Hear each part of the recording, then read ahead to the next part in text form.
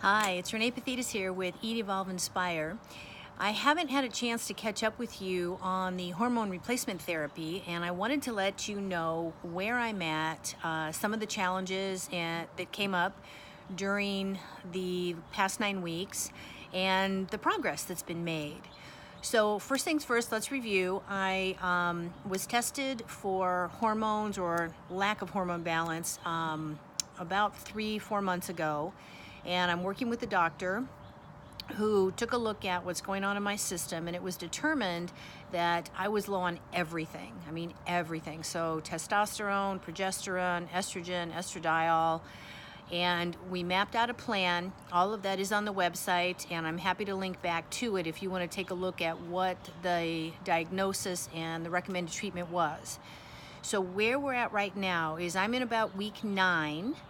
I'm almost finished with the first, set, and after somewhere between 8 and 10 weeks, you get brought back in and they test your blood again. So I'm waiting for those results. My blood was tested last week to kind of see where the hormones are at.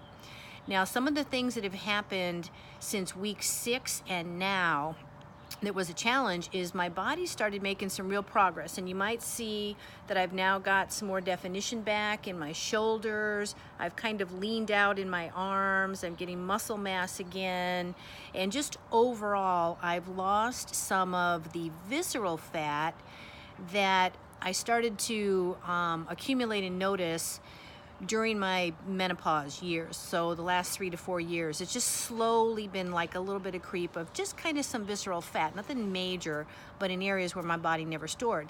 And most of that is just now gone. I don't actually even know what I weigh because I haven't weighed myself, but I am leaner and I'm more defined than I was when I started this program 9 weeks ago. Now, one of the things that happened between week 6 and week 9 was I started having some real water retention issues.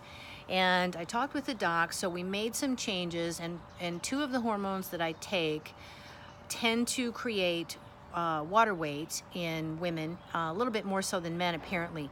So we moved the testosterone as well as the progesterone to the evening instead of earlier in the day.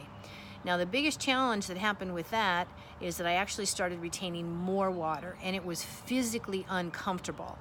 So no matter what I did, I was just retaining more water. My feet were swollen, my ankles were swollen. It became very uncomfortable, and I was also getting concerned because I was getting ready to go on an international trip. So what the doc recommended is that we shifted everything to the evening. Not only did we cut the testosterone cream into a quarter of what was initially recommended, all the hormones I now just take in the evening, except for the peptides. So the peptides are an injection, and as a reminder, I'm taking CJC 1295, no DAC, DAC, and ipamorelin. And I use that in an injectable form 3 times a day. That has really kind of amped up my system as well, and it's supposed to help with all the absorption of the hormones in the body as well. So I just want to let you know things are going great. I can't wait to see my blood work and share that with you as well, and looking forward to the next 8 to 10 weeks to see what other kind of progress I can make. Thanks so much for watching. More information on my Facebook page at Eat, Evolve, Inspire on Facebook, or my website, eatevolveinspire.com. Thanks for watching.